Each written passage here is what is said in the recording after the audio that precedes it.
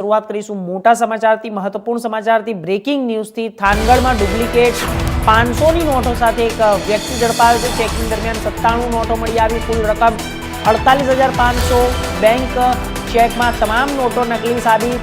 આશિષ મોરી police હવાલે વધુ તપાસ ચાલુ છે। બેંક ચેકમાં તમામ નોટો નકલી સાબિત થઈ છે, જ્યારે 48,500ની 97 નોટો મળી આવી છે।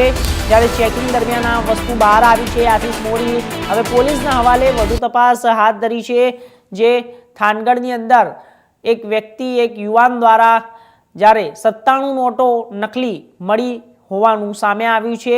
48,500ની જે રકમ આંકવામાં આવી છે અને તેને જેલના હવાલે કરવામાં આવ્યો છે। જેલના સળિયા પાછળ ધકેલી દેવામાં આવ્યો છે।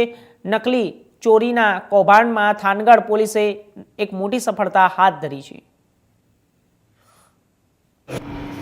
ગત તારીખ 4/9/2025ના રોજ થાનગઢ પોલીસ સ્ટેશનમાં બનાવટી ચલણી નોટો બાબતેનો ગુનો દાખલ કરવામાં આવેલો છે। આ ગુનામાં જે છે એ મળતી માહિતી મુજબ BNSની કલમ 179 અને 180 મુજબનો આજે ગુનો દાખલ કરવામાં આવેલો છે।